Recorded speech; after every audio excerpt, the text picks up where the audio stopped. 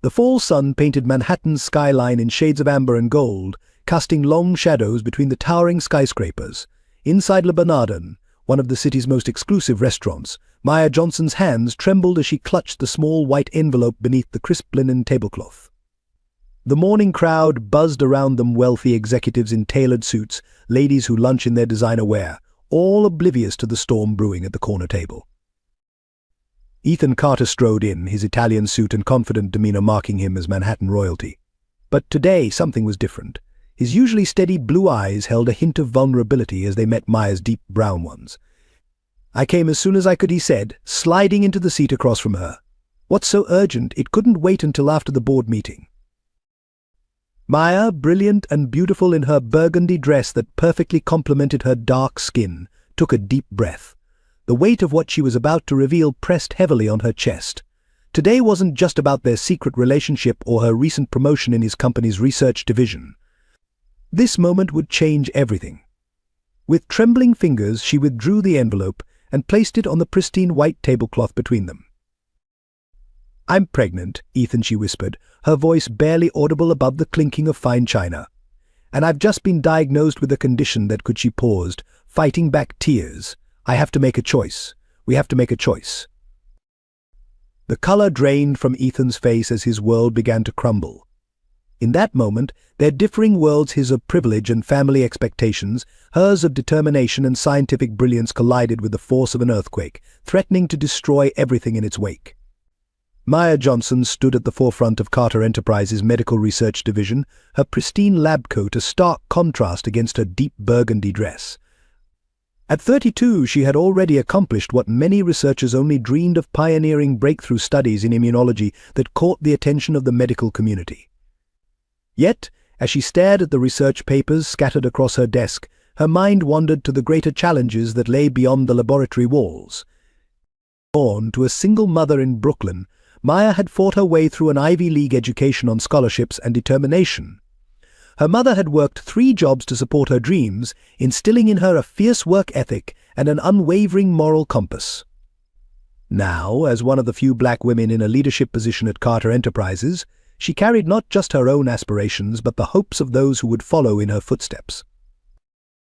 The pristine research facility on the 42nd floor of Carter Tower was Maya's sanctuary. Here, amid the steady hum of equipment and the familiar scent of sterile environments, she found purpose. Her team respected her not just for her brilliant mind but for her compassionate leadership. She never forgot to acknowledge the cleaning staff by name, often stayed late to mentor junior researchers, and fought tirelessly for equal pay for her predominantly female research team. However, beneath her professional success lay a deeper longing. Maya's research into autoimmune diseases was personal. Her mother had succumbed to such an illness 3 years ago, leaving Maya with an unshakable drive to find answers. The irony wasn't lost on her that she now faced her own medical battle while carrying new life within her. The morning sickness had been manageable, disguised as long hours in the lab, but the recent diagnosis threatened everything she'd built. Dr. Sarah Matthews, her longtime friend and physician, had delivered the news with tears in her eyes. Pregnancy could significantly complicate her condition. The choice between her health and her unborn child loomed like a shadow over her carefully constructed world. Maya's relationship with Ethan had begun innocently enough: late nights reviewing research proposals, shared passion for medical innovation, and genuine intellectual connection. Despite her initial reservations about workplace romance, especially with the CEO's son, Ethan's charm and apparent devotion had worn down her defenses. He seemed different from the privileged world he came from, genuinely interested in using his family's resources for medical advancement. Standing by the floor-to-ceiling windows of her office, Maya watched the sunset paint the Manhattan skyline in hues of gold. Her hand unconsciously moved to her still flat stomach, where life grew despite the odds. The research papers on her desk included groundbreaking findings that could revolutionize treatment protocols, work that had earned her a nomination for the prestigious Carlton Medical Award. But now everything hung in precarious balance. Her phone buzzed with a text from Ethan. "Dinner at my place tonight." The message carried the weight of unspoken complications. Their relationship remained private, hidden from the watchful eyes of New York's elite social circles and the corporate world. Maya had insisted on this discretion, not out of shame, but from a pragmatic understanding of the world they lived in. She was, after all, not just Ethan's secret love, but one of Carter Enterprises' most valuable assets. As she gathered her things to leave, Maya caught her reflection in the window, strong, accomplished, yet vulnerable in ways few could see. The choice she faced would reshape not just her future but the lives of many who depended on her research. With quiet determination, she straightened her shoulders and headed for the elevator, knowing that the next few hours would test every ounce of strength she possessed. Ethan Carter stood at the window of his penthouse office, watching Manhattan pulse beneath him. At 35, he embodied the American dream, youngest CEO in Carter Enterprises history, a portfolio of successful real estate developments, and a face that regularly graced the covers of business magazines. Yet beneath the polished exterior and Harvard MBA, a restlessness gnawed at him that no amount of success could quell.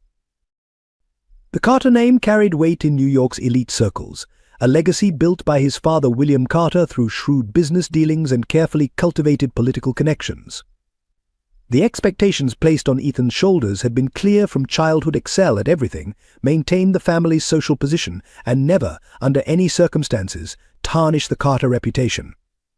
His mother, Elizabeth, a former concert pianist who had sacrificed her career for the family name, had instilled in him a deep appreciation for perfection and proper appearances. The morning's board meeting replayed in his mind. As he presented the quarterly results, his eyes had kept drifting to Maya's seat at the table. She commanded attention not through power or privilege, but through sheer intellectual brilliance. Her presence challenged everything he'd been taught about success and worth.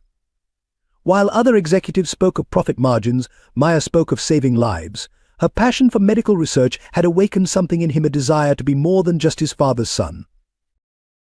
Running his fingers through his perfectly styled hair, Ethan loosened his Italian silk tie. The weight of the Carter legacy felt particularly heavy today. His younger brother Brian had just announced his engagement to Senator Morrison's daughter, a union that delighted their father. The pressure for Ethan to make an equally advantageous match grew with each passing society event. But Maya was different. Their late-night conversations in her lab had revealed a world beyond boardrooms and charity galas. She challenged his assumptions, pushed him to think deeper about his purpose, and showed him that true respect was earned, not inherited. For the first time in his life, Ethan found himself questioning the values that had shaped his existence.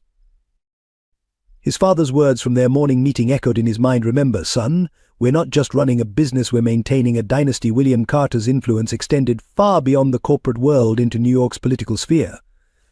Any scandal, any deviation from the carefully crafted Carter image could have far-reaching consequences. But Ethan's phone buzzed with another message from his mother about the upcoming charity gala. The list of eligible socialites she wanted him to meet grew longer each week. If she knew about Maya, about their relationship, about the baby. The thought sent a chill down his spine. The Carters had weathered their share of potential scandals, always through his father's particular blend of influence and strategic damage control. Walking to his private bar, Ethan poured himself a glass of scotch, the same brand his father had given him on his first day as CEO. The amber liquid caught the late afternoon light, reminding him of Maya's eyes when she spoke about her research. He had never meant to fall in love with her. It was supposed to be simple, discreet, the kind of relationship that could be ended with a generous settlement if necessary. Instead, he found himself falling for her brilliant mind, her unwavering integrity, and her genuine desire to make the world better. Now, with the pregnancy and her medical condition, everything he'd built teetered on the edge of chaos. The choice before him was impossible: his family's legacy, or the woman who had made him question that legacy's worth. Their story began 6 months ago during a late-night budget review meeting. Maya had passionately defended her department's funding needs, presenting compelling data about their research progress. While other executives shifted uncomfortably under her direct approach, Ethan found himself captivated by her unwavering dedication. The meeting ran late, and they ended up sharing a cab through the rain-soaked Manhattan streets. That night, over coffee at a small diner in Greenwich Village, they discovered a connection that transcended their professional roles. Maya initially resisted his subtle advances, well aware of the complications their relationship could bring. "This isn't just about us," she had warned him during their first private dinner at his penthouse. "There are 300 people in my division whose careers could be affected." But Ethan persisted, showing up at her lab with genuine interest in her research, attending medical conferences to understand her work better, and most importantly, treating her as an intellectual equal rather than a conquest. Their romance blossomed in quiet moments stolen between meetings, shared lunches in her office, discreet dinners in out-of-the-way restaurants, weekend escapes to his family's empty beach house in the Hamptons. They were careful, professional, and maintained appropriate boundaries at work. Yet rumors began to circulate among the staff, whispered conversations that fell silent when either of them approached. The workplace dynamics grew increasingly complex. In board meetings, Ethan found himself defending Maya's department with unusual vigor, while she worked twice as hard to prove her achievements were based on merit alone. Their colleagues noticed the tension, the lingering glances, the way they unconsciously gravitated toward each other in group settings, how they seemed to communicate without words during presentations. Rachel, Ethan's assistant, became an unwitting accomplice, managing his schedule to create opportunities for them to meet without arousing suspicion. Even Dr. Matthews, Maya's friend and physician, observed their connection during a charity gala where they maintained a professional distance yet remained acutely aware of each other's presence. What neither of them anticipated was how deeply their relationship would affect their worldviews. Maya began to see beyond her initial prejudices about privilege, recognizing Ethan's genuine desire to make a difference. Meanwhile, Ethan found himself questioning the values he'd been raised with, inspired by Maya's unwavering integrity and commitment to helping others. Their different backgrounds created a rich tapestry of shared experiences. Maya introduced Ethan to community health initiatives in Brooklyn, while he showed her the influence that corporate power could have in affecting systemic change. Together, they dreamed of bridging their worlds using the Carter resources to support meaningful medical research that would help underserved communities. But as their feelings deepened, so did the stakes. Each tender moment was shadowed by the knowledge that discovery could jeopardize everything they'd worked for. Now, with Maya's pregnancy and medical diagnosis, their carefully constructed balance was about to shatter, forcing them to confront the true cost of their love. Dr. Sarah Matthews' office at Mount Sinai Hospital carried the sterile efficiency of all medical spaces, but today it felt particularly cold. Maya sat rigid in the consultation chair, her fingers gripping the armrests as she processed the words that hung heavy in the air. The morning sun streaming through the windows seemed to mock the darkness of the moment. The autoimmune condition is aggressive, Dr. Matthews explained, her voice carrying the weight of both professional duty and personal concern. The pregnancy will significantly strain your system. Continuing could pose severe risks to both you and the baby. She paused, sliding a folder of test results across the desk. We need to discuss your options, and quickly. Time isn't our ally here. Maya's medical training made the numbers on the page crystallize into brutal clarity. Her condition, dormant for years, had flared with the hormonal changes of pregnancy. The same disease that had claimed her mother 3 years ago now threatened not only her life but that of her unborn child. The cruel irony wasn't lost on her. She had dedicated her career to researching treatments for others, only to find herself facing the same enemy. What are my chances, Maya asked, her researcher's mind automatically seeking data, statistics, anything concrete to hold on to. Dr. Matthews' silence spoke volumes before her words did. With aggressive treatment, we could manage the condition, but it would mean terminating the pregnancy. If you choose to continue, she hesitated, choosing her words carefully. The stress on your system would be severe. We're talking about potential organ damage, complications that could affect both you and the baby, and even with the best care, there's no guarantee. Maya's hand instinctively moved to her stomach, still flat but now carrying the weight of an impossible choice. Her mother's final days flashed through her mind, the hospital rooms, the machines, the gradual fading of a once vibrant woman. Would she be leaving her own child motherless, just as she had been left? I need time, Maya whispered, her voice barely steady. I need to talk to Ethan the moment his name left her lips. Another layer of complexity settled over the situation. How would he react? Would the threat to her health make him step up, or would it give him the perfect excuse to walk away? Dr. Matthews leaned forward, her professional demeanor softening. Maya, listen to me. As your doctor, I have to present all the medical facts. But as your friend, she reached across the desk, squeezing Maya's hand. I know what your mother meant to you. I watched you care for her until the end. Whatever you decide, you won't go through this alone. The next hours passed in a blur. Maya walked through the city streets, her mind racing with calculations and possibilities. Her research team was on the verge of a breakthrough that could help thousands of patients. Her community center project in Brooklyn was finally gaining traction. She had responsibilities, obligations, dreams yet to fulfill. But as she passed a playground filled with children's laughter, her steps faltered. Her phone buzzed Ethan, asking about their dinner plans. How does one prepare for such a conversation? How does one tell the man they love that they must choose between their own life and their unborn child's? Maya thought of her mother's strength, of the sacrifices she had made. "You're just like me," her mother had often said, "too stubborn to let anyone else decide your fate." Standing at the entrance to Central Park, Maya watched families stroll by, mothers pushing strollers, fathers carrying toddlers on their shoulders. Her scientific mind warred with her heart, statistics battling with emotion. She thought of her research, of the countless hours spent searching for cures, of the lives she hoped to save. Now, facing her own mortality, the abstract had become painfully personal. With trembling fingers, she typed a response to Ethan: "We need to talk." Le Bernardin, tomorrow morning the decision she would make would alter not just her life, but the lives of everyone connected to her. The weight of it pressed against her chest, making each breath a conscious effort. William Carter's private study at the family's Upper East Side mansion exuded old-world power. Dark mahogany panels lined the walls, and generations of Carter patriarchs stared down from gilt-framed portraits. Ethan stood before his father's desk, feeling like a schoolboy despite his CEO title and 35 years. "The Morrison merger is critical," William declared, sliding a thick folder across the polished desk. "Senator Morrison's support could smooth our expansion into healthcare facilities. Your brother's engagement to Allison is just the beginning. We need you focused, son." He paused, fixing Ethan with a penetrating stare. "Which brings me to the rumors about you and that researcher." Ethan's heart stopped, but years of boardroom negotiations kept his face neutral. "Dr. Johnson is one of our most valuable assets. Her research brings prestige to Carter Enterprises." William's laugh held no warmth. "Don't play naive, Ethan. I've had security reports.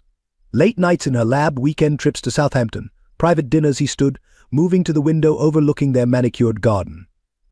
"I didn't spend 30 years building this empire to have it jeopardized by a scandal." Elizabeth Carter chose that moment to enter, her pianist's fingers clutching a society magazine. "Darling, have you seen the Blake heiress's profile? She's just returned from Europe, and her father's pharmaceutical company would align perfectly with our healthcare initiatives." She smiled at Ethan with practiced elegance that didn't reach her eyes. Ethan felt the walls closing in. His mother's matchmaking, his father's ambitions, the weight of the Carter legacy, all of it pressed against his chest, making it hard to breathe.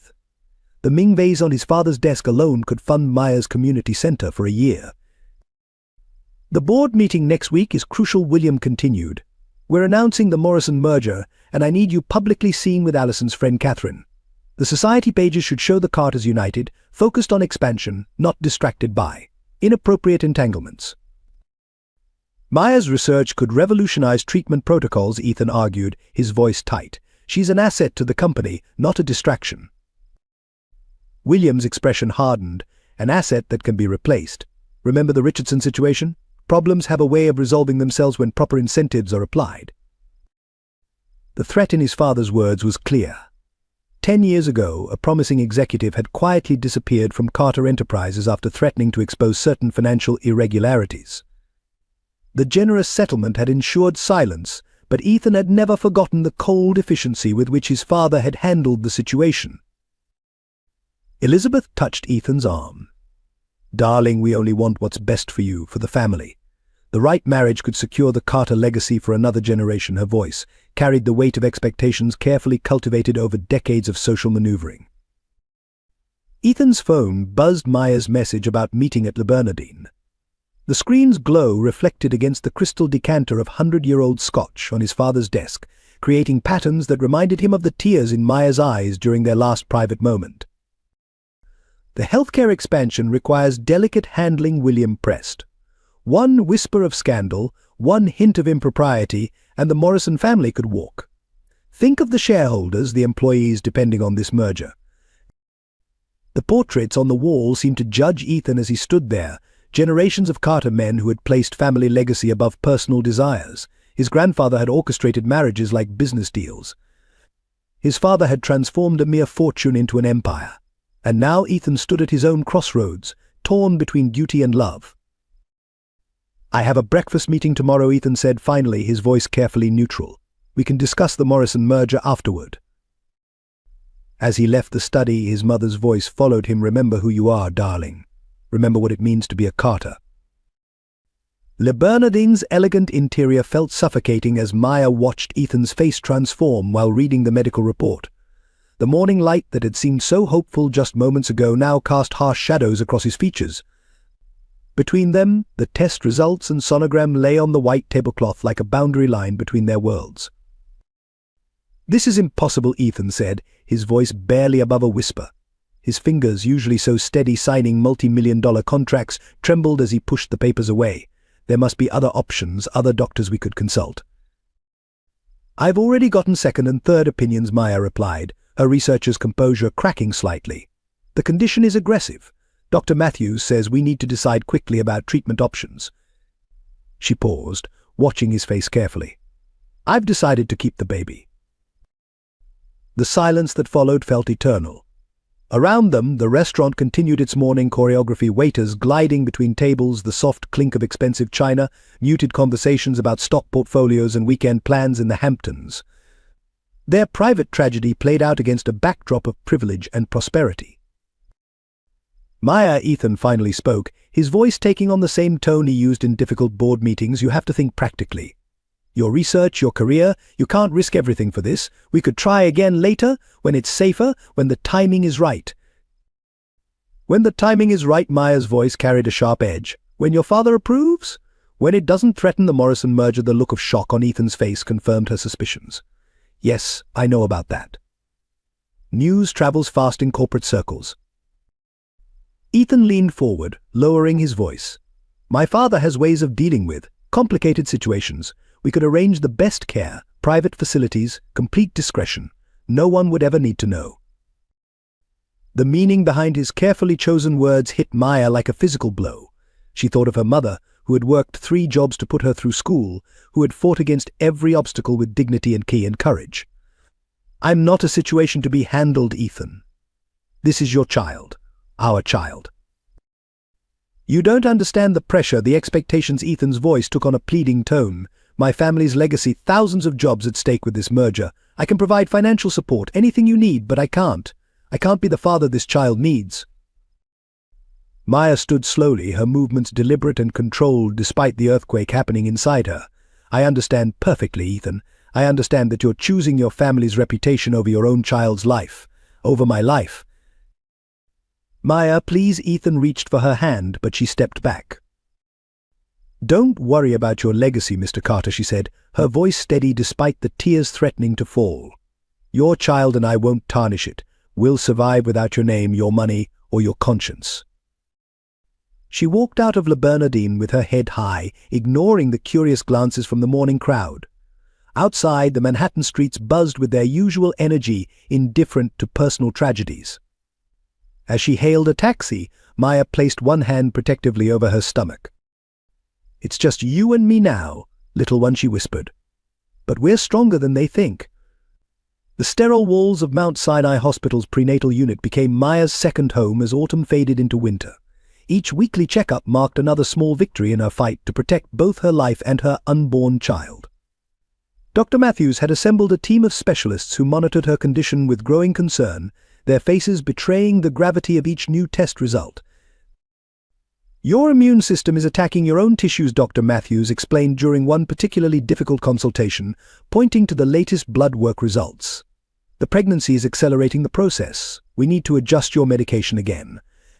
The increasing dosages left Maya nauseated and exhausted, but she refused to give in. Maya's resignation from Carter Enterprises had been swift and quiet. A brief email to HR cited personal health reasons, and she cleared out her office on a Sunday when the building stood empty. Her research team sent messages of concern and support, but she maintained her distance, protecting them from any fallout. The separation from her life's work felt like another layer of loss, but she channeled her scientific mind into researching her own condition. December brought with it bone-chilling winds and a series of health crises. One particularly frightening episode landed Maya in the emergency room, her body racked with pain as her immune system waged war against itself. Through the haze of medication and monitoring equipment, she heard the doctors discussing emergency procedures. "The baby's heartbeat is strong," a nurse reassured her, adjusting the fetal monitor. "She's a fighter." Just like her mama, Maya clung to those words during the long nights, one hand resting protectively over her growing belly, the other clutching her mother's worn prayer beads. Dr. Matthews spent countless extra hours reviewing treatment options, carefully balancing medications that wouldn't harm the baby while trying to control Maya's deteriorating condition. "I've never seen anyone fight so hard," she admitted one evening, staying late to adjust Maya's treatment plan. "But you need support, Maya. You can't do this alone." The financial strain began to mount as medical bills piled up. Maya's savings, substantial from her years at Carter Enterprises, began to dwindle under the weight of specialist consultations and experimental treatments. She sold her Manhattan apartment, moving to a modest rental in Brooklyn, closer to the hospital and far from the world she'd left behind. During one particularly difficult night, as monitors beeped steadily in the darkness of her hospital room, Maya found herself talking to her unborn child. "Your grandmother would have loved you so much," she whispered, tears sliding silently down her cheeks. "She taught me that real strength isn't in never falling, but in getting back up every time life knocks you down. We're going to get through this together, little one." The pregnancy progressed against all odds, each week marking another small miracle. Maya documented everything meticulously: her symptoms, the baby's development, the effectiveness of various treatments. Her researcher's mind couldn't help but analyze patterns, looking for solutions even as she fought her own battle. By her 6th month, Maya's body showed the toll of her fight. Her once athletic frame had become fragile, her dark skin taking on an ashen tone that worried her doctors. Yet ultrasound images showed a healthy, growing baby, a daughter, they told her, who moved and kicked with surprising vigor. "Your case is unprecedented," Dr. Matthews admitted during a routine checkup. "By all medical indicators, you shouldn't be able to maintain this pregnancy. But somehow, you're doing it," she hesitated before adding, "though the hardest part is still ahead." Maya drew strength from each small victory: a stable blood test, a strong heartbeat on the monitor. Another week survived. She had always understood medicine from a researcher's perspective. Now she lived it from a patient's, and more importantly, a mother's.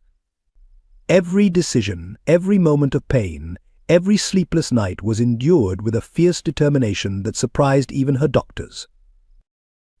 Maya's arrival in Brooklyn Heights marked the beginning of an unexpected chapter in her journey. Her new home, a modest walk-up apartment in a red brick building, sat between a family-owned deli and a community garden.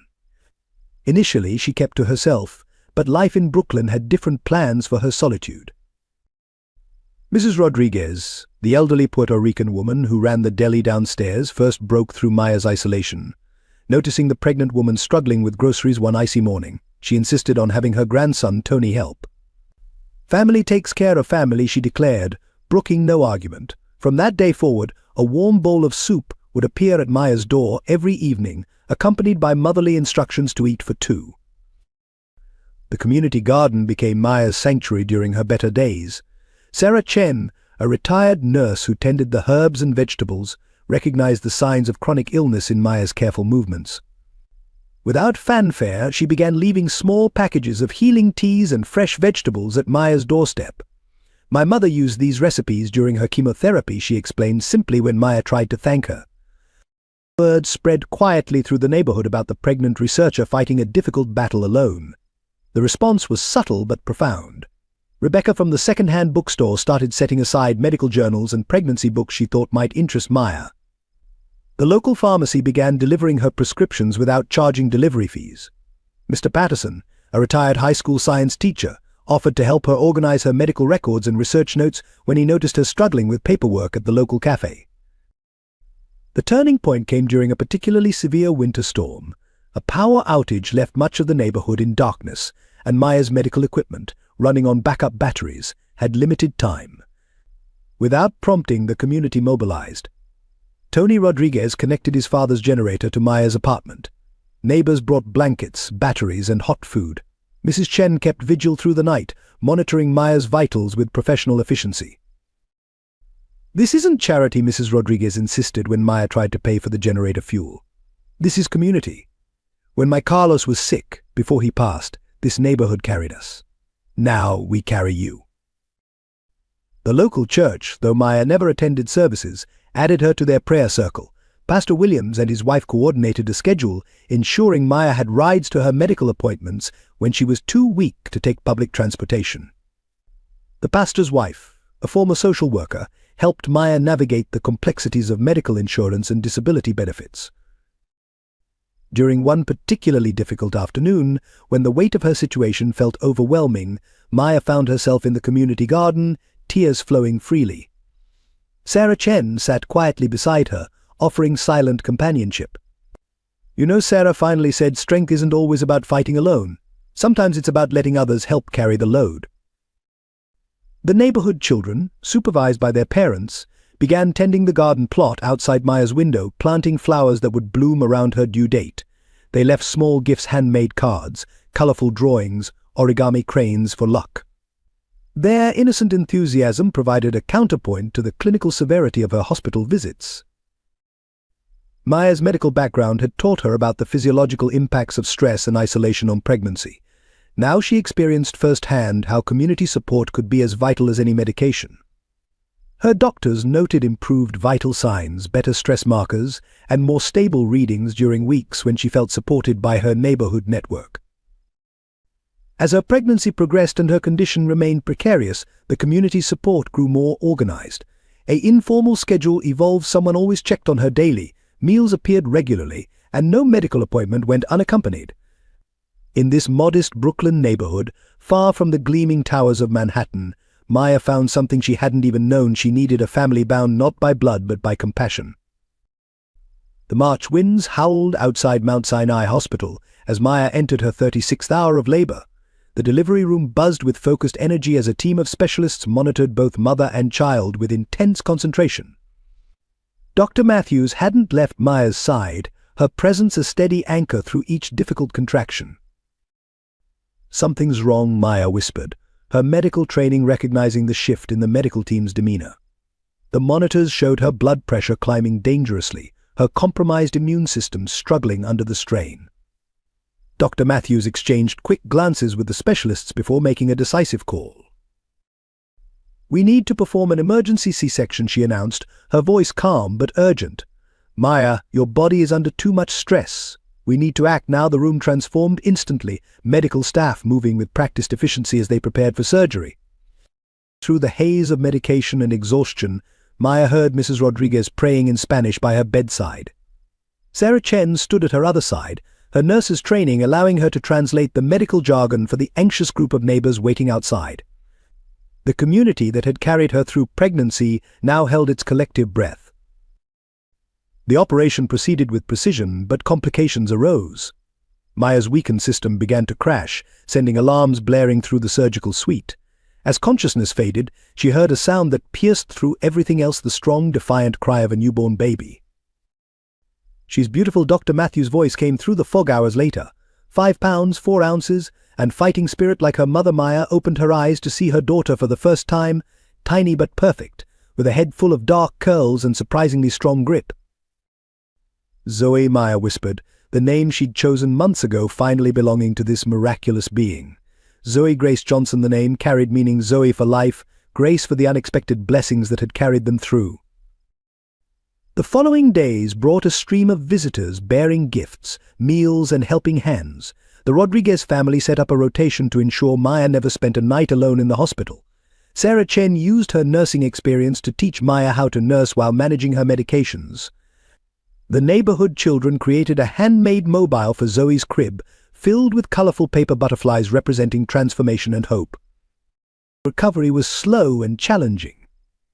Maya's body, depleted from the pregnancy and surgery, required careful monitoring. But Zoe thrived, gaining strength daily, her healthy cries a testament to the miracle of her survival. The medical team marveled at both mother and daughter's resilience. One quiet evening, as Maya rocked Zoe in the hospital's nursery, Dr. Matthews shared surprising news. "Your case is being written up for the medical journals," she said softly. "A successful high-risk pregnancy with your condition, it could help other women facing similar challenges." Maya looked down at her daughter's peaceful face, thinking of the research she'd left behind at Carter Enterprises. Perhaps there was more than one way to contribute to medical knowledge, more than one way to help others facing impossible choices. When they finally returned home to Brooklyn, the neighborhood welcomed them with quiet celebration. Their apartment had been cleaned and prepared, a handmade crib from Mr. Patterson's woodworking hobby waiting in the corner. Above it hung the butterfly mobile, catching the spring sunlight and casting dancing shadows on the walls. 5 years after Zoe's birth, Maya stood before the abandoned community center on Atlantic Avenue, envisioning its potential. The building, a former library with good bones but peeling paint, represented more than just a renovation project. It was the culmination of a dream born during her darkest days in the hospital. The journey had begun modestly, with informal support groups in Mrs. Rodriguez's deli after hours. Maya shared her medical knowledge, helping neighbors understand their diagnoses and navigate the healthcare system. Word spread, and soon the deli couldn't accommodate the growing number of community members seeking guidance. Working from her kitchen table while Zoe slept, Maya developed a comprehensive plan. Her experience as both a researcher and patient provided unique insights into the gaps in healthcare access. She spent countless nights writing grant proposals, leveraging her academic connections and research reputation to secure initial funding. The Brooklyn Heights Neighborhood Association became her first major supporter. Sarah Chen, now serving on their board, championed Maya's vision of a center that would combine medical advocacy, education, and community support. Local medical students began volunteering their time, drawn by Maya's reputation in the research community and her practical approach to healthcare accessibility. Pastor Williams offered his church basement for the first official program's weekly health literacy classes and support groups for chronic illness patients. The success of these initiatives attracted attention from local politicians and healthcare foundations. Maya's presentations, delivered with Zoe often quietly coloring beside her, combined hard data with powerful personal testimony. A breakthrough came when Dr. Matthews connected Maya with the Burton Foundation, a healthcare-focused charitable organization. Their representative visited during a community health fair Maya had organized, witnessing firsthand how she had transformed her medical expertise into practical support for underserved communities. "Your approach is unique," the foundation director observed, watching Maya explain complex medical concepts to elderly residents in simple terms. "You're not just providing services, you're building healthcare advocates." The resulting grant provided enough funding to purchase the abandoned library building. The renovation project became a community effort. Local contractors offered discounted services, architecture students from nearby universities developed plans, and neighbors volunteered weekends to help with basic repairs. Even 5-year-old Zoe contributed, carefully painting colorful murals in what would become the children's waiting area. Maya insisted on incorporating elements that addressed the challenges she had faced as a single mother with chronic illness. The center's design included a supervised children's area, allowing parents to attend medical appointments or support groups without worrying about childcare. A teaching kitchen would offer nutrition classes, while private consultation rooms would provide space for medical advocacy and case management. The most innovative feature was the research translation program. Maya developed partnerships with local medical schools, creating internships where students would learn to communicate complex medical information to patients from diverse backgrounds. Her own experience straddling the worlds of high-level research and community healthcare informed every aspect of the curriculum. As the center took shape, Maya noticed a pattern in their clients. Many were single mothers facing high-risk pregnancies or chronic illnesses. She expanded the program to include specialized support for these women, creating the network of resources and understanding she had needed during her own pregnancy. One evening, as Maya reviewed building plans at her kitchen table, Zoe looked up from her homework. "Mommy, why do you work so hard on the center?" she asked. Maya pulled her daughter close, remembering the community that had carried them through their hardest days. "Because sometimes people need more than just medicine to heal," she explained. "They need hope, understanding, and someone to stand beside them." Looking at the plans spread before her, Maya saw more than blueprints and programs. She saw a legacy of resilience and community care that would extend far beyond her own story. Ethan Carter's corner office on the 60th floor of Carter Tower offered a panoramic view of Manhattan, but he barely noticed it anymore. The Morrison merger had been finalized 3 years ago, transforming Carter Enterprises into one of the largest healthcare conglomerates in the country. By every measurable metric, he had succeeded. Yet the emptiness in his chest grew deeper with each passing day. His marriage to Catherine Morrison, orchestrated by both families with the precision of a corporate merger, had produced the expected society headlines and business advantages. They lived separate lives in their Upper East Side mansion, maintaining appearances at charity galas and board meetings while pursuing their own interests. Catherine understood the arrangement. Her trust fund required marriage, and Ethan's family needed the Morrison connection. William Carter had finally stepped down as CEO, leaving Ethan in complete control of the empire. The transition made headlines in every major business publication, praising the smooth succession and Carter Enterprises' continued dominance in the healthcare sector. Every morning, Ethan reviewed reports about hospitals and medical facilities under their management, each document a reminder of the research division he had once shared with Maya. The periodic updates about Maya's community center crossed his desk through various channels. Carter Enterprises' charitable foundation regularly received grant applications from Brooklyn Community Initiatives, and though Ethan never directly handled them, he noticed her name. Each mention was like a paper cut to his conscience, small but undeniably painful.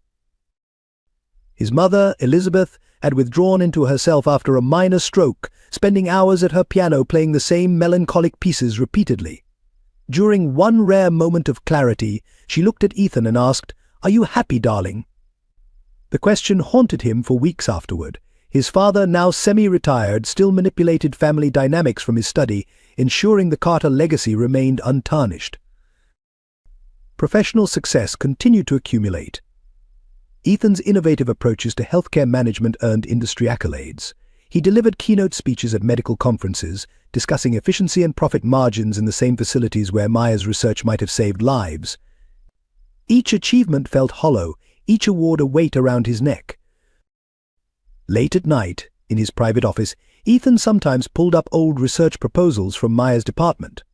Her passionate arguments for patient-centered care contrasted sharply with the cost-benefit analyses that now drove Carter Enterprises' decisions. He had chosen his family's legacy over love, stability over courage, and the cost of that choice revealed itself in countless small moments. The birth announcement had reached him through back channels, a healthy girl named Zoe Grace Johnson. He had immediately ordered his security team to establish a trust fund under a different name, ensuring mother and child would never face financial hardship.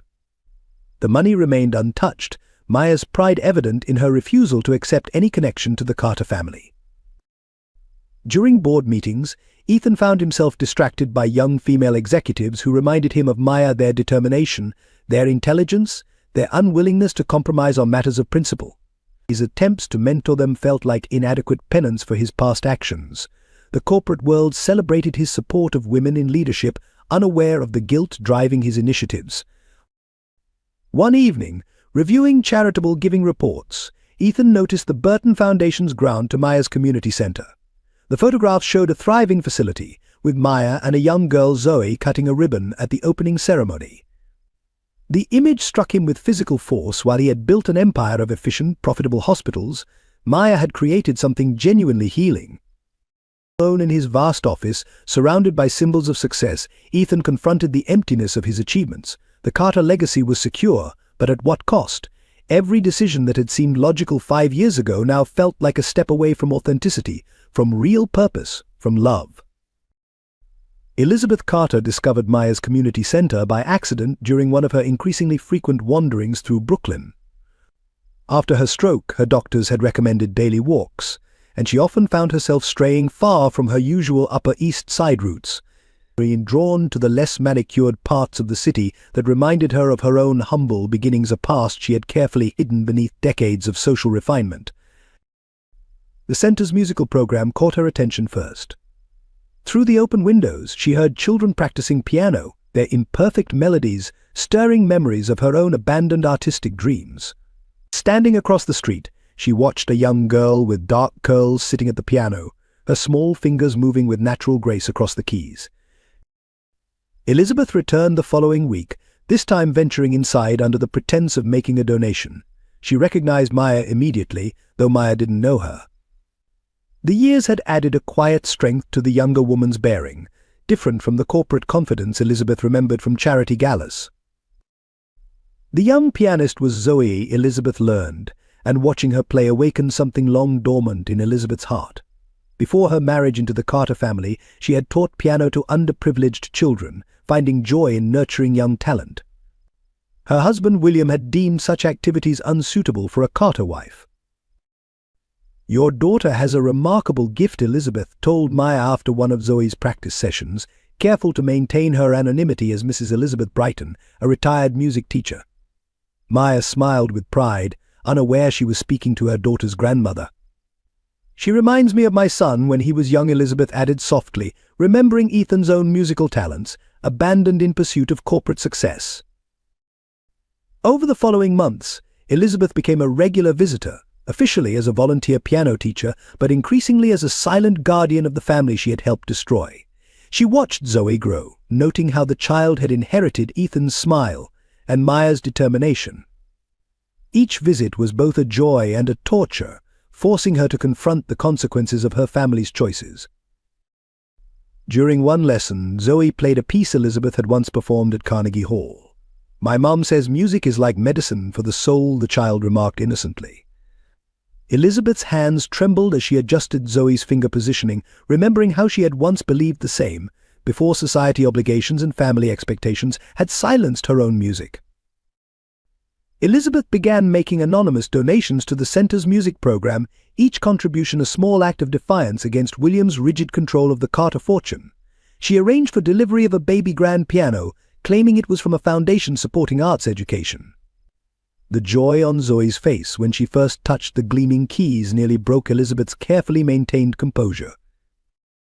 One afternoon, as Elizabeth was leaving the center, she overheard Maya speaking to a group of single mothers about resilience and second chances. The words struck deep, making her question years of complicity in maintaining the Carter family's facade at the expense of genuine human connections. Elizabeth knew she should confess her identity to Maya, but fear held her back, fear of destroying the precious connection she had built with her granddaughter, fear of confronting her own role in past events, fear of the aftermath such a revelation would bring to both families. Instead, she continued her quiet vigil, finding a measure of redemption in nurturing the musical gift that flowed through 3 generations of Carter women, even if one of them didn't bear the name. The annual education fundraiser at Brooklyn Heights Elementary School drew an unexpectedly prestigious crowd that autumn evening. The auditorium buzzed with parents, teachers, and community leaders gathered to discuss the upcoming year's initiatives. Maya, now serving on the school board, prepared to present her proposal for integrating healthcare education into the curriculum. The familiar routine of setting up her presentation was interrupted by a ripple of whispers through the crowd. Maya looked up to see Ethan Carter stepping into the auditorium, his expensive suit conspicuous among the casual attire of other attendees. Their eyes met across the room, 5 years of unspoken words hanging in the space between them. Ethan had received the invitation through his company's charitable foundation, which regularly supported educational initiatives. He hadn't known Maya would be there, though perhaps subconsciously he had hoped. The sight of her at the podium, confident and composed, made his rehearsed professional demeanor falter. "Our next presenter is MS. Maya Johnson," the principal announced, discussing the integration of health literacy programs into our elementary curriculum. Maya stepped forward, her voice steady as she began her presentation. Years of advocacy work had honed her public speaking skills, but she felt Ethan's presence like a physical weight. The presentation outlined a comprehensive program combining basic medical knowledge with practical health management skills. Maya shared statistics about childhood health disparities and the impact of early education. Throughout her speech, she noticed Ethan taking detailed notes, his CEO habits apparently unchanged. During the question and answer session, Ethan raised his hand. The room fell silent, many recognizing the famous business leader, MS Johnson. He began, his voice carefully professional. "Your proposal mentions the need for corporate partnerships. How do you envision these relationships benefiting the students?" Maya met his gaze steadily. "We believe children deserve access to quality healthcare information regardless of their economic background," she responded, years of unspoken challenge in her words. "Corporate partners must commit to putting community needs before profit margins." The tension in their exchange wasn't lost on the audience. After the formal presentation, as parents and teachers mingled over coffee and cookies, Maya found herself cornered by Ethan near the display of student artwork. A bright, colorful drawing caught his attention, the artist's name reading Zoe Johnson. "She has talent," Ethan said softly, his eyes fixed on the artwork. The painting showed a community garden, with people of different ages working together among blooming flowers. Maya noticed his hands trembling slightly as he studied the signature. "She does," Maya acknowledged, her professional mask slipping slightly. "She also has her grandmother's gift for music." The mention of Elizabeth made Ethan look up sharply, but before he could respond, a small voice called out from across the room. "Mom." "Mrs. Brighton loved my new piece." Zoe came running over, her dark curls bouncing, piano books clutched to her chest. She stopped short at the sight of Ethan, natural curiosity in her eyes. "Are you one of Mom's friends?" The moment crystallized, heavy with implications. Maya saw a recognition flash across Ethan's face as he took in their daughter's features, her own determination combined with unmistakable Carter characteristics. Zoe's instant smile, so like his own, seemed to physically affect him. "I'm Mr. Carter," he managed, his CEO composure cracking. I knew your mother when she worked at my company." The inadequacy of the introduction hung in the air between them.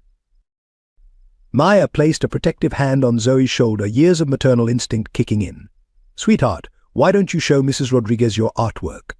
"She's been waiting to see it." Zoe nodded, throwing one last curious glance at Ethan before skipping away. The weeks following the school fundraiser brought subtle but significant changes to Zoe's daily conversations.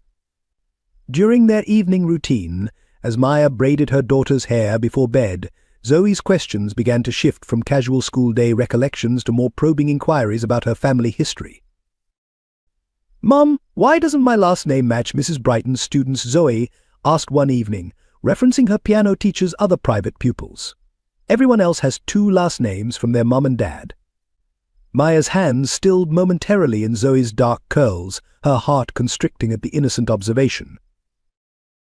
The following Sunday, during their weekly visit to the community garden, Zoe noticed Mr. Carter's photograph in a newspaper someone had left behind.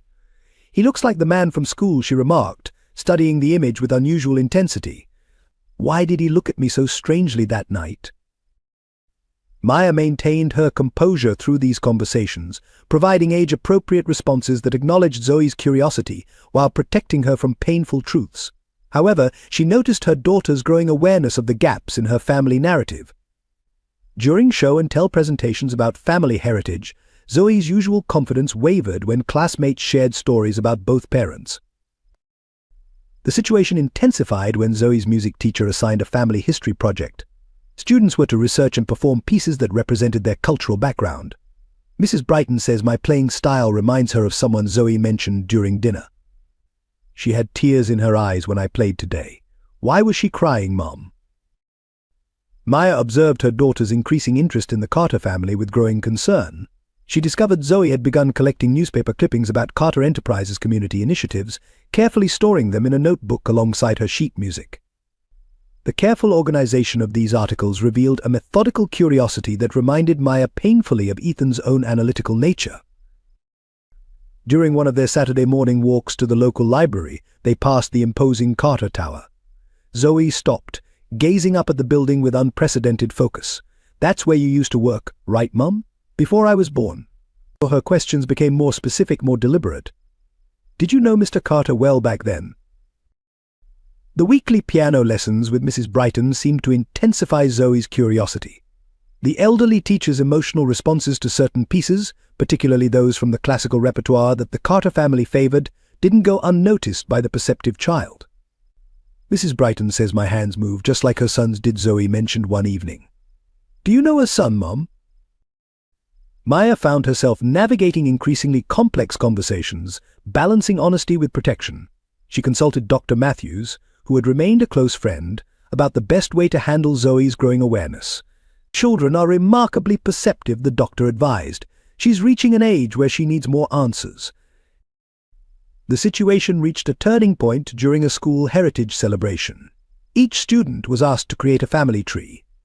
Zoe stood before her project, a carefully drawn tree with conspicuously empty branches on one side. Her teacher's well-meaning questions about the gaps led to tears during the car ride home. That evening, as Maya held her daughter close, Zoe asked the question she had been building toward Mum: "Is Mr. Carter my father? Is that why he looked at my artwork for so long?" The directness of the question, delivered with a child's innocent clarity, pierced Maya's carefully constructed protective walls. The discovery came through an unlikely source. Rachel, Ethan's former assistant, had maintained her position at Carter Enterprises through multiple corporate restructurings. Her conscience, heavy with years of complicity, finally compelled her to act after witnessing Zoe at the school fundraiser. In a private meeting with Maya at a small cafe far from Carter Tower, Rachel revealed a carefully preserved file. William Carter had Maya investigated from the moment Ethan showed interest in her research division, she explained, sliding the folder across the table. He wasn't just protecting the company's reputation, he was orchestrating everything. The documents painted a chilling picture of calculated manipulation. William had intercepted Maya's medical records during her pregnancy, using his influence to ensure certain treatment options were presented more forcefully than others. His network of contacts had monitored her movements, reporting every doctor's appointment, every potential complication. Most disturbing were the memo drafts detailing contingency plans. William had prepared multiple scenarios for handling the situation, including arranged job offers to draw Maya away from New York and carefully crafted stories to discredit her if necessary. The Morrison merger had merely been a convenient tool in his larger strategy. The morning Ethan left you at Le Bernardin. Rachel continued, her voice tight with suppressed emotion. William had already arranged the entire scene. He made sure Ethan received certain financial reports just before your meeting, documents suggesting the company's healthcare division would collapse without the Morrison partnership. Maya read through the papers with growing horror, recognizing how William Carter had manipulated both her and Ethan, playing on their individual vulnerabilities. Her professional reputation, her medical condition, even her mother's past, everything had been weaponized in his campaign to separate them. "Why come forward now?" Maya asked, studying Rachel's face. The former assistant glanced down at her hands, twisted together on the table. "Because I saw Zoe," she replied softly. "She has Ethan's smile, his way of studying everything so intently, and I remembered how William Carter destroyed his own wife's musical career, forcing her to become the society figure he needed. I couldn't watch another generation suffer under his manipulation." The final document in the file was perhaps the most revealing, a detailed surveillance report from the day Maya left Carter Enterprises. It included photographs of her Sunday morning departure, carrying a single box of personal items. William's handwritten note in the margin read, "Situation resolved. Monitor for potential future complications." Maya sat back, the weight of these revelations settling over her. The past 5 years took on a different complexity, her struggles, her triumphs, her careful protection of Zoe, all playing out under William Carter's watchful eye. The man's power had shaped their lives even in absence, his influence reaching far beyond the corporate empire he had built. "Ethan doesn't know," Rachel added quietly. William made sure every decision appeared to come from Ethan himself. "He's as much a victim of his father's manipulation as you were." The first signs appeared during Zoe's regular piano practice. Her fingers, usually so precise on the keys, began to tremble slightly. Mrs. Brighton noticed it first, her years of teaching experience alerting her to the subtle change in her star pupil's performance. Initially, everyone attributed it to fatigue or nervousness about the upcoming recital. However, during a routine checkup, Dr. Matthews observed Zoe's hands shaking as she reached for a glass of water. The pediatrician's casual questions about coordination and balance led to a series of increasingly concerned examinations. Maya recognized the careful neutrality in her friend's voice, the same tone she had used with patients during her research days. "We need to run some tests," Dr. Matthews explained, scheduling appointments with specialists. The following weeks became a blur of hospital visits, blood draws, and medical consultations. Maya's medical background proved both a blessing and a curse. She understood enough to know the possibilities, yet not enough to dismiss her worst fears. The diagnosis arrived on a crisp autumn morning. Maya sat in a consultation room at Mount Sinai Hospital, the same hospital where Zoe had been born, holding her daughter's hand as the neurologist explained. The condition was rare but treatable, requiring a specific type of therapy and potentially a bone marrow transplant. The best matches usually come from immediate family members, the specialist explained, glancing meaningfully at Maya, particularly parents the implication hung heavy in the air. Maya's own medical history made her an unsuitable donor, leaving only one possible option. That evening, as Zoe slept peacefully in her hospital bed, Maya stood by the window, watching the city lights blur through her tears. The community had already begun rallying Mrs. Rodriguez organizing meal deliveries, Sarah Chen accompanying them to appointments, the center's staff adjusting schedules to cover Maya's responsibilities. Mrs. Brighton appeared at the hospital the next morning, her usual composed demeanor showing signs of strain. She placed a gentle hand on Maya's shoulder, their shared concern for Zoe creating a bridge across unspoken truths. "There are treatments," she said softly, "specialists I know from my years in the music community. Let me help." The medical costs mounted quickly, despite insurance coverage. The recommended treatment protocol included experimental therapies not fully covered by standard plans. Maya found herself facing the same healthcare barriers she had fought against at her community center, now from the devastating perspective of a mother watching her child suffer.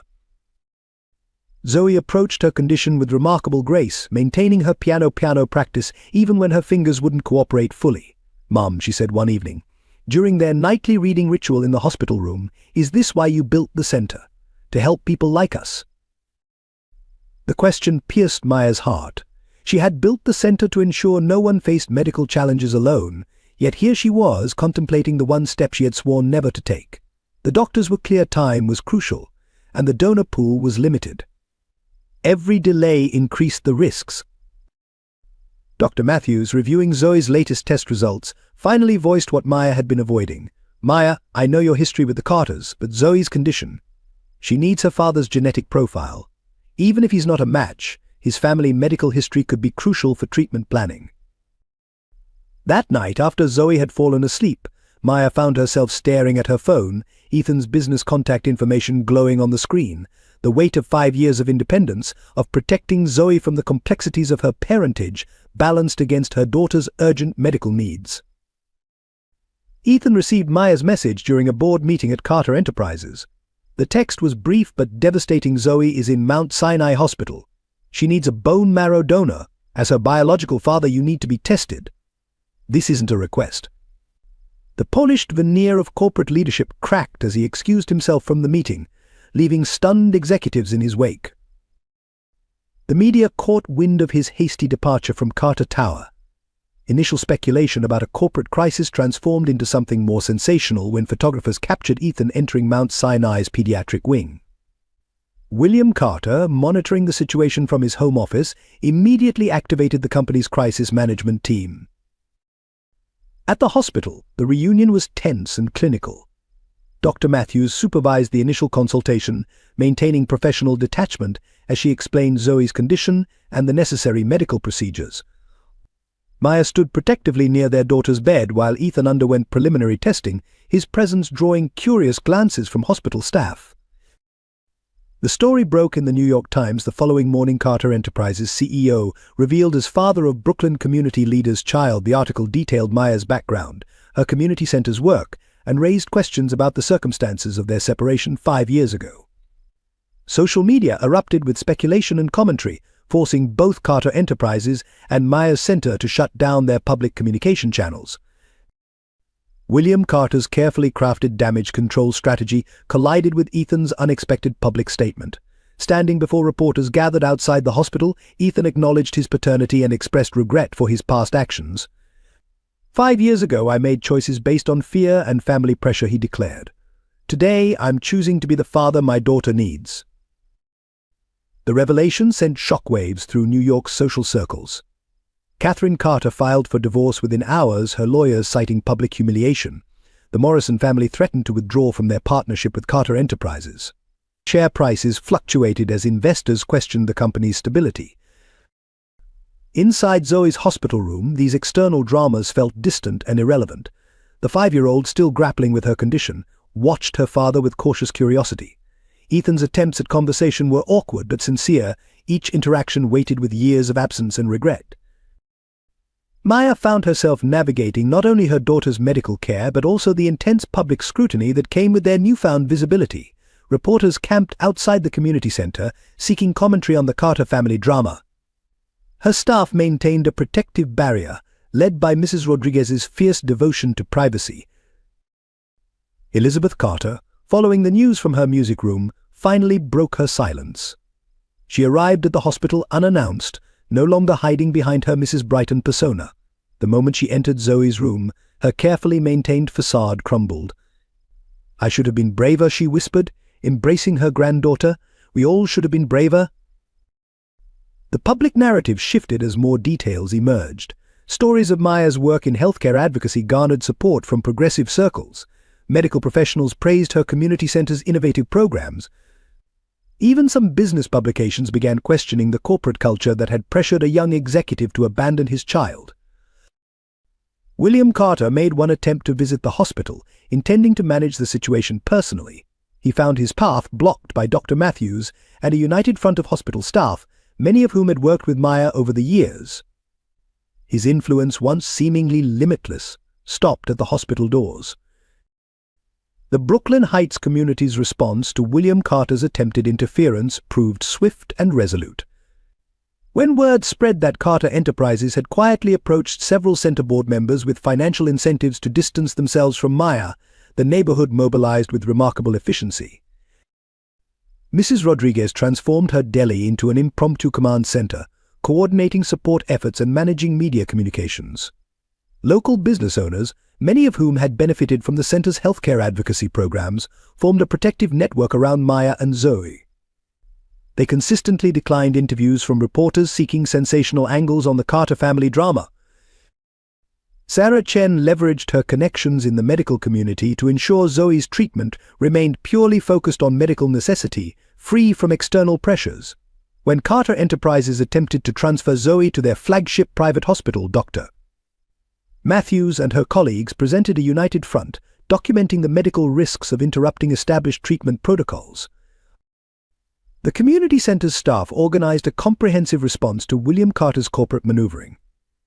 They compiled extensive documentation of the center's impact on local healthcare access, creating a narrative that resonated with media outlets more powerfully than the Carter family's carefully crafted press releases.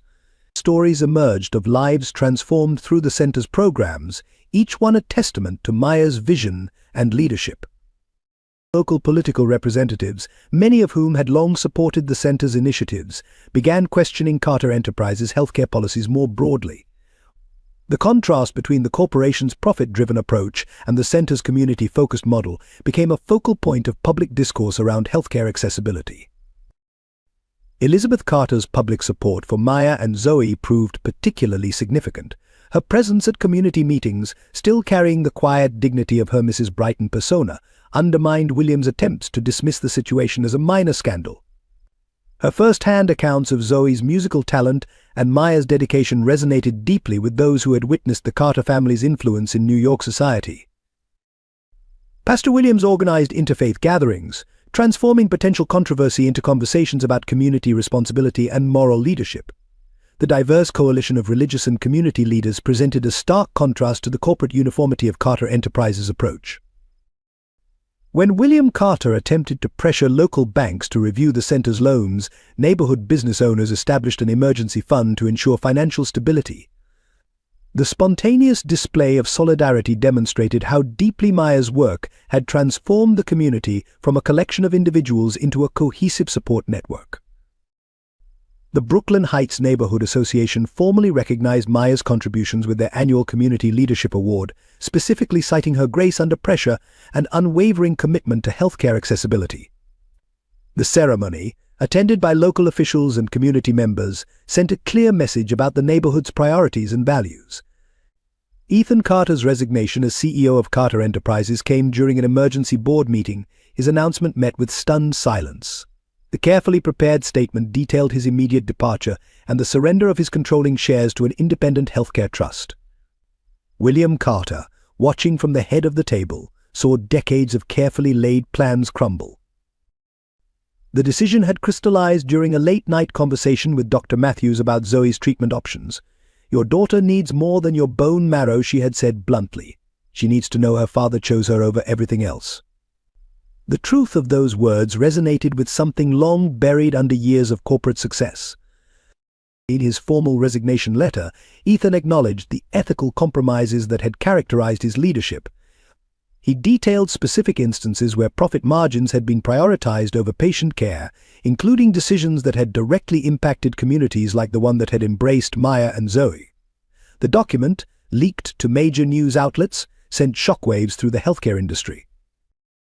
The financial implications were immediate and severe. Ethan's divorce settlement with Catherine had already significantly impacted his personal wealth. Now, by surrendering his Carter Enterprises shares and establishing them as an independent healthcare trust, he effectively removed himself from the family fortune. William's attempts to block the transfer were thwarted by Ethan's meticulous legal preparation. Moving out of his Manhattan penthouse, Ethan took a modest apartment in Brooklyn Heights, walking distance from the community center. His arrival in the neighborhood was met with cautious observation. He carried his own furniture up 3 flights of stairs, declining offers from a moving company. The sight of a former CEO struggling with an IKEA bookshelf became a topic of local conversation. His first weeks in Brooklyn marked a steep learning curve. The designer suits gave way to casual wear, the executive dining rooms replaced by Mrs. Rodriguez's deli sandwiches. He began volunteering at the community center, initially handling basic administrative tasks, learning the operational realities of community healthcare from the ground up. The trust he established with his Carter Enterprises shares began implementing systematic changes in the company's healthcare facilities. Profit margins were balanced against community needs, with particular attention to underserved neighborhoods. The board of trustees, including Dr. Matthews and other healthcare advocates, ensured the focus remained on accessible medical care. William Carter made one final attempt to reverse his son's decisions, arriving unannounced at Ethan's new apartment. The conversation between father and son, witnessed by curious neighbors through open windows, marked a definitive break from the past. "You've destroyed everything I built," William accused. Ethan's response, delivered quietly but firmly, echoed through the stairwell, "No, father. I'm building something better." The transformation affected every aspect of Ethan's life. His business expertise found new application in helping local small business owners navigate healthcare regulations. His network of corporate contacts was redirected towards supporting community initiatives. Each step away from his privileged past brought him closer to understanding the world Maya had built for their daughter. Elizabeth Carter, watching her son's metamorphosis, found her own courage. She resigned from various society boards, instead offering piano lessons at the community center. Her artistic passion, long suppressed by social obligations, flourished in teaching children from diverse backgrounds. The media initially portrayed Ethan's choices as a dramatic fall from grace, but local coverage told a different story. They documented his integration into the community, his growing involvement in Zoe's life, and his genuine efforts to understand and support the healthcare initiatives Maya had pioneered. His wealth had bought power, and influence its surrender bought him something more valuable: the chance to earn genuine respect and trust. Maya observed Ethan's transformation with cautious skepticism born from years of self-reliance. Each morning, as she walked Zoe to her treatment sessions, they would pass Ethan's new apartment building. The sight of his modest living conditions and obvious efforts to integrate into the community stirred complicated emotions she had long suppressed. During Zoe's treatment sessions, Maya found herself sharing the waiting room with Ethan, their forced proximity highlighting the vast difference between his current demeanor and the polished CEO she had known. He arrived punctually for every appointment, carrying children's books and small art supplies, his genuine attention to Zoe's comfort evident in every interaction. Dr. Matthews noticed the subtle shifts in Maya's responses to Ethan's presence. Forgiveness isn't about forgetting, she advised during one of their private conversations. It's about choosing to build something new from the ruins of the past. The wisdom resonated with Maya, though her practical nature demanded more than philosophical comfort. The revelation of William Carter's manipulation had provided context but not excuses. Maya struggled to reconcile her understanding of the orchestrated separation with the pain of those 5 years raising Zoe alone. The community center's success, built from that pain, stood as a testament to her resilience, but also as a reminder of what their family might have been. Watching Ethan interact with their daughter revealed another dimension of loss. Zoe's immediate connection with her father, their shared mannerisms and intellectual curiosity, highlighted the genetic heritage Maya had tried to minimize. Each small discovery, Zoe's analytical approach to music, her thoughtful questions, her quiet determination now carried echoes of both parents. Elizabeth Carter's dual role as Mrs. Brighton added another layer of complexity. The piano teacher's genuine love for Zoe had been real, even if her identity had been concealed. Maya found herself re-evaluating years of interactions, recognizing the older woman's attempts to protect and nurture her granddaughter within the constraints of her own fears. The community's acceptance of Ethan challenged Maya's maintained distance. Mrs. Rodriguez, usually her staunchest defender, began including him in neighborhood gatherings. Sarah Chen praised his dedication to learning healthcare advocacy from the ground up. Even Pastor Williams noted the authenticity of his transformation during community meetings. One evening, reviewing the center's expanded programs made possible by the healthcare trust Ethan had established, Maya confronted her conflicting emotions. The funds came without strings or corporate oversight, truly serving community needs. But Ethan's financial sacrifice had effectively dismantled the power structure that had once separated them. Their first real conversation about the past occurred late one night at the hospital, after a particularly challenging day of Zoe's treatments. Ethan's quiet admission of his failures, free from excuses or expectations, resonated with unexpected authenticity. "I'm not asking for forgiveness," he said simply. "I'm asking for the chance to earn trust." Maya found herself sharing the struggles of those early years, the medical complications, the financial pressures, the emotional isolation. Ethan listened without interruption, his composed corporate mask completely gone, replaced by genuine grief for the challenges they had faced separately.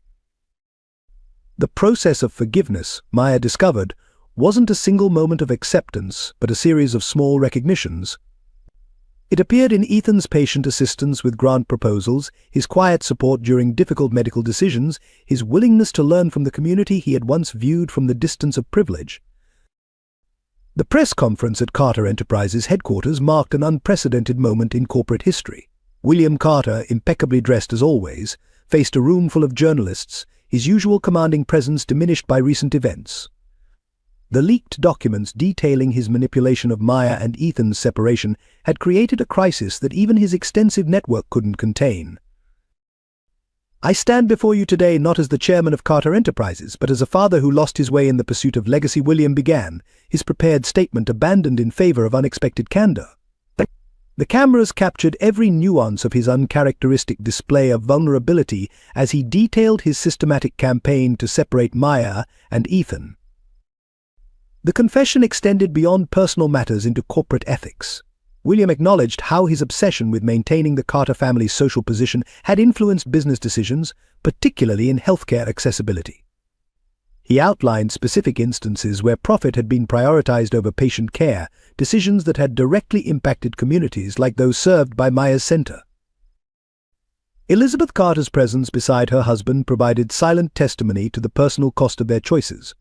Her recent resignation from various society boards and return to teaching music represented a visible rejection of the superficial values they had once championed.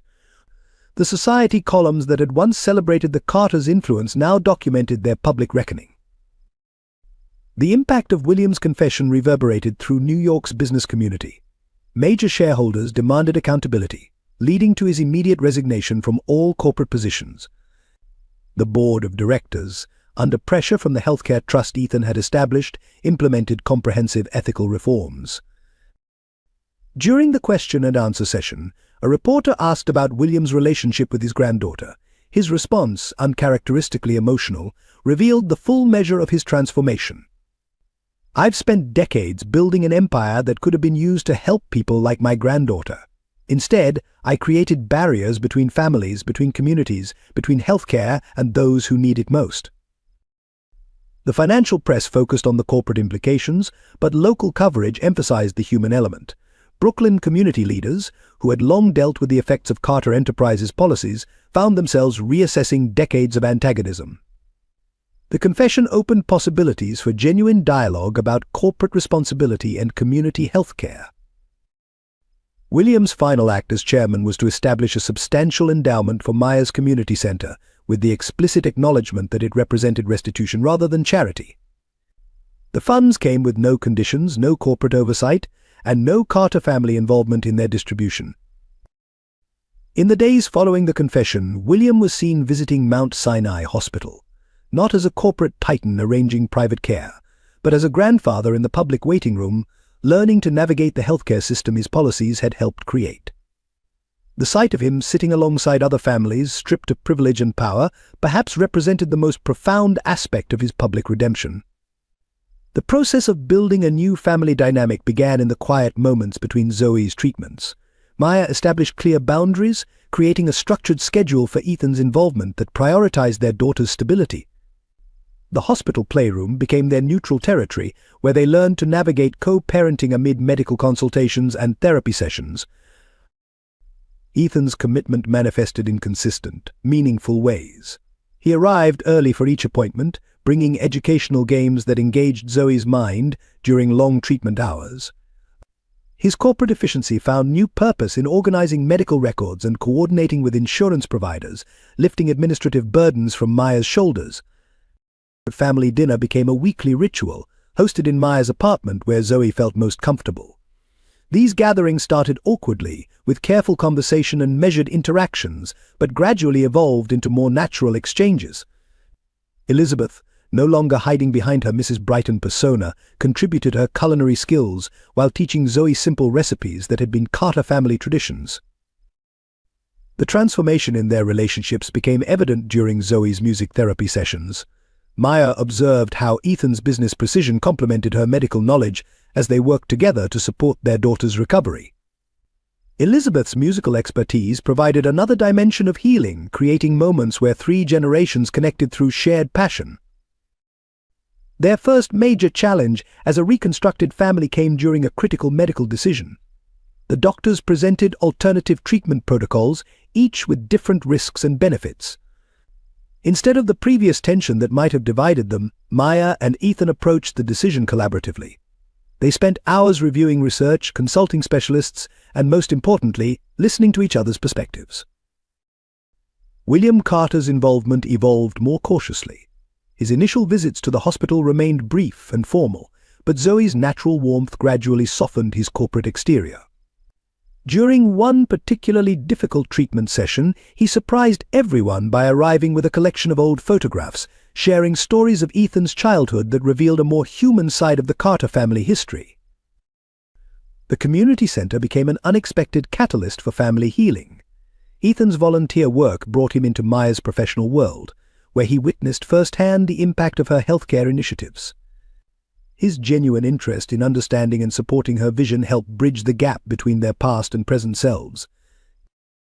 Sarah Chen and Mrs. Rodriguez, who had been Maya's strongest supporters during the difficult years, gradually extended their protective circle to include Ethan.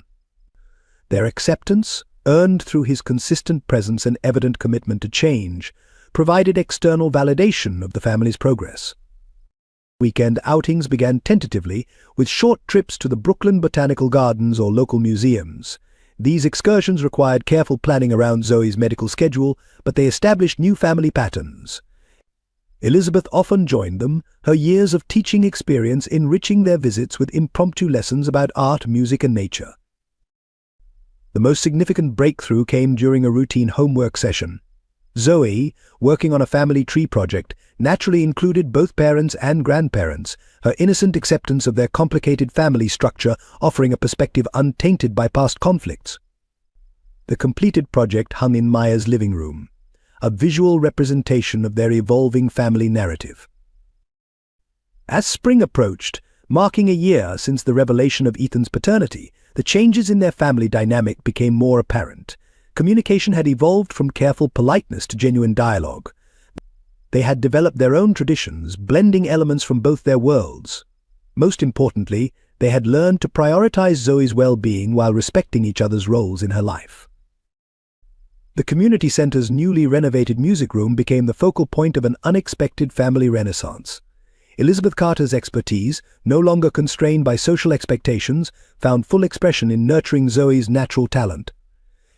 The grandmother and granddaughter developed a special bond through their shared passion for music, their practice sessions becoming a bridge across generations. During these lessons, Elizabeth shared stories of her own musical journey, including her early years as a promising concert pianist before marriage into the Carter family. Zoe absorbed these tales with keen interest, her questions revealing an intuitive understanding of the artistic sacrifice her grandmother had made. The parallel between Elizabeth's suppressed musical career and Zoe's current challenges with her health created a profound connection between them. Maya observed these interactions with growing appreciation. Recognizing how music therapy complemented traditional medical treatments, Dr. Matthews noted marked improvements in Zoe's coordination and strength during periods of regular practice. The physical demands of piano playing, carefully monitored and adjusted to accommodate her medical condition, provided measurable therapeutic benefits. Ethan's involvement in Zoe's musical development revealed unexpected depths in his character. His analytical approach to business found new application in understanding musical theory, while his patient attention during practice sessions demonstrated a gentler side of his personality. He often sat quietly during lessons, his presence supportive rather than demanding, a marked contrast to his own father's approach to achievement. The preparation for Zoe's first public recital united the family in common purpose. Elizabeth handled the musical direction, while Maya monitored their daughter's health and energy levels. Ethan applied his organizational skills to arrange the logistics, transforming the community center's main hall into a proper performance venue. Even William contributed, quietly funding the purchase of a professional-grade piano for the center. The recital program reflected Zoe's journey, beginning with simple pieces she had learned during her early treatment days and progressing to more complex compositions. Each selection carried special significance: a lullaby Maya had sung during hospital stays, a classical piece that had been Elizabeth's signature performance, and an original composition that Zoe had created during her recovery. The evening of the performance demonstrated the transformation in family dynamics. The audience included medical staff who had treated Zoe, community members who had supported Maya, and former colleagues from Carter Enterprises who had followed Ethan's journey. The diverse gathering represented the bridging of worlds that had once seemed irreconcilable. Zoe's performance possessed a maturity beyond her years, her music expressing emotions that words could not capture. When she played the piece she had composed, titled Family Harmony, the melody wove together elements from her various influences: Maya's strength, Elizabeth's classical training, and Ethan's structured precision. The composition served as a metaphor for their evolving family structure. The standing ovation that followed came not just from pride in Zoe's musical accomplishment, but in recognition of the broader harmony achieved. William Carter, seated in the audience rather than his usual position of authority, displayed genuine emotion for perhaps the first time in public. Elizabeth, who had once performed on prestigious stages, found greater satisfaction in her granddaughter's success than in any of her past accolades. Post-performance, as the family gathered in the music room, Zoe's impromptu encore became a spontaneous collaboration. Elizabeth joined her at the piano, Maya added her clear soprano voice, and Ethan, surprising everyone, contributed a credible baritone. The moment captured the essence of their newfound connection, imperfect but genuine, each contributing their unique part to create something beautiful together. The community center's expansion reflected the synthesis of Maya's grassroots approach and Ethan's business acumen. The renovation plans incorporated lessons learned from both healthcare delivery and corporate efficiency, creating a model that redefined community-based medical support. The new wing, funded through a combination of the Carter Endowment and community fundraising, doubled the center's capacity while maintaining its intimate, welcoming atmosphere. The design featured dedicated spaces for medical consultations, educational programs, and therapeutic activities. A state-of-the-art music therapy suite, inspired by Zoe's journey, became a cornerstone of the expanded facilities. Maya's original vision of accessible healthcare evolved to include comprehensive family support services. The center introduced programs addressing the psychological and social aspects of chronic illness, with particular attention to supporting children and their families through long-term medical challenges. Dr. Matthews joined the advisory board, bringing her medical expertise to help shape these initiatives. Integration of technology, guided by Ethan's experience, enhanced the center's efficiency without compromising its personal touch. Digital health records and telemedicine capabilities expanded their reach while maintaining the community-centered approach that had been their hallmark. The system became a model for other community health organizations seeking to modernize their services. But the expansion created employment opportunities for local residents. Training programs developed in partnership with area medical schools prepared community members for healthcare support roles. Mrs. Rodriguez's grandson Tony, who had once helped Maya with groceries, completed the certification program and joined the center staff as a patient care coordinator. Elizabeth Carter's music program grew into a comprehensive arts therapy department.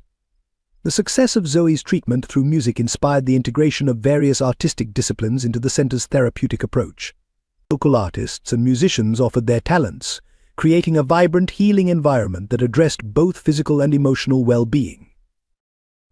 The center's influence extended beyond Brooklyn as healthcare professionals from across the country visited to study its innovative approach. Maya and Ethan frequently presented at medical conferences, sharing their unique perspective on combining community engagement with professional healthcare delivery. Their story of personal reconciliation and professional collaboration added depth to their message. The transformation culminated in the establishment of a research division focused on studying the impact of community-based healthcare models. This initiative, bridging Maya's scientific background with her practical experience, generated valuable data supporting the effectiveness of their integrated approach. The findings influenced healthcare policy discussions at both local and national levels. The expanded center became a testament to the power of combining different strengths and perspectives. Maya's understanding of community needs, Ethan's business expertise, and their shared commitment to healthcare access created an institution that honored its grassroots origins while embracing positive change. The facility stood as proof that personal healing and community transformation could progress hand in hand. But the Christmas gathering at Maya's Brooklyn apartment marked a profound shift in family dynamics. Snow fell softly outside the windows as the aroma of traditional holiday dishes filled the warm space. Mrs. Rodriguez had contributed her signature dishes, while Elizabeth brought Carter family recipes, creating a menu that symbolized their blended families. The living room reflected this integration of two worlds. A carefully decorated Christmas tree stood in one corner, its ornaments telling the story of their journey. Handmade decorations from Zoe's hospital stays hung alongside antique Carter family heirlooms. Beneath the tree, presents were arranged with both practical consideration for Zoe's ongoing recovery and celebration of her artistic achievements. Maya observed the gathering with quiet satisfaction. Dr. Matthews had cleared Zoe for increased activity, and the child moved between family members with growing strength, sharing her latest musical compositions. William Carter, seated in Maya's modest armchair, rather than his usual leather executive seat, listened attentively to his granddaughter's stories, his corporate persona softened by genuine engagement. Ethan, who had spent previous holidays in formal Carter family gatherings, found himself helping in the kitchen, learning from Mrs. Rodriguez how to properly season traditional dishes. His willingness to embrace this new role reflected the deeper changes in his character. The man who had once prioritized appearances now found joy in these authentic moments of family connection.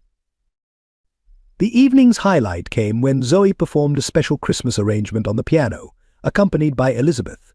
The piece incorporated elements of classical carols and contemporary melodies, bridging generations and traditions. Maya and Ethan exchanged glances, recognizing in their daughter's music the harmony they had finally achieved in their own relationship. As gifts were exchanged, the presents reflected thoughtful understanding rather than material value. William's gift to Zoe, his late wife's sheet music collection, carefully preserved for decades, demonstrated particular significance. The gesture acknowledged both his granddaughter's talent and his own journey toward recognizing true family values. The Johnson Carter Foundation emerged as a natural evolution of Maya's community work, formally launching in the spring following that transformative Christmas. The Foundation's mission specifically addressed the challenges faced by single mothers navigating serious medical conditions, drawing directly from Maya's personal experience and professional insights. Initial funding came through a collaborative effort between the Carter Family Trust and community donors, establishing a sustainable model that balanced institutional support with grassroots involvement.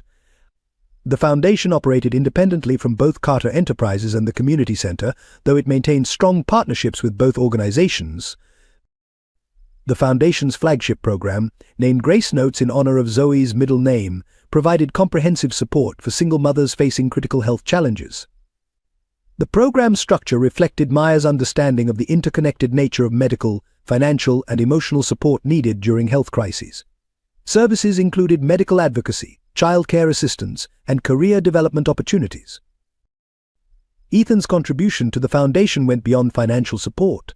His experience in corporate restructuring proved valuable in developing efficient operational systems that maximized the impact of available resources. The foundation's administrative model became a case study in effective non-profit management, combining professional expertise with compassionate service delivery. Dr. Matthews served as the foundation's medical director, implementing protocols that ensured recipients received coordinated care across multiple healthcare providers. The foundation's advocacy program helped navigate insurance systems and medical bureaucracy, addressing barriers Maya had encountered during her own journey. The foundation's board of directors reflected its inclusive approach. Community representatives served alongside healthcare professionals and business leaders, ensuring decisions remained grounded in practical needs while leveraging professional expertise.